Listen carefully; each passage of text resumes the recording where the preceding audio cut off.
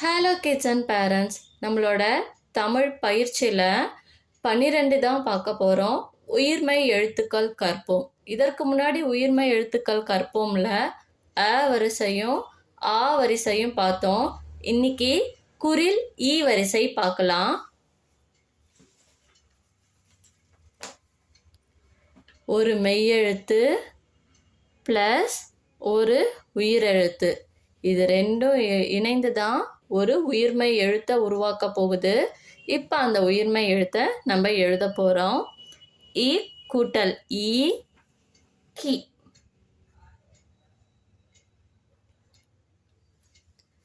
இங் கூட்டல் E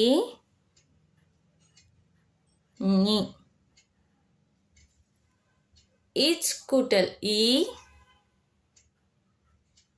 C. Inch கூட்டல் ஈ நீ. ஈட் கூட்டல் ஈ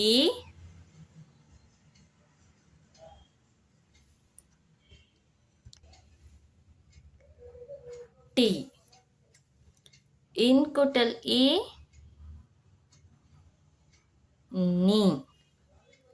இத் கூட்டல் ஈ தி. இந்த் கூட்டல் ஈ நீ. இப் கூட்டல் ஈ பி. இம் கூட்டல் ஈ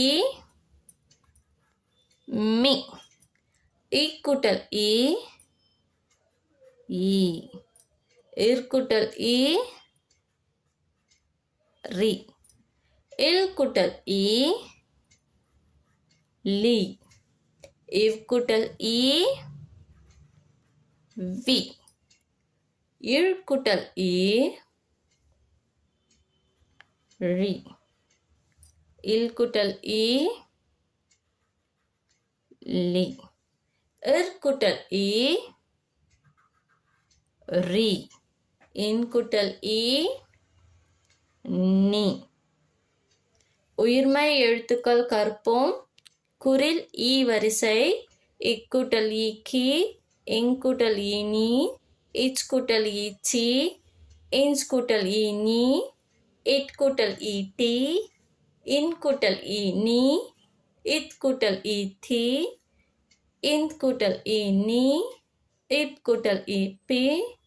இம் கூட்டல் ஈ மீ. இ கூட்டல் ஈ ஈ. இர் கூட்டல் ஈ ரி. இல் கூட்டல் ஈ லி. இவ் கூட்டல் ஈ வி.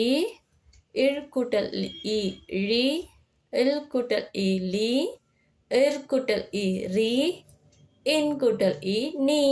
ஸோ இதில் நம்மளோட குரில் ஈ வரிசையை பார்த்துட்டோம். அண்ட் இன்னொரு பயிற்சியில் நம்ம நெடில் ஈ வரிசையை பார்க்கலாம். அது வரைக்கும் இது எல்லாத்தையும் நீங்கள் வீட்டில் ப்ராக்டிஸ் பண்ணிக்கிட்டே இருங்க. Stay tune.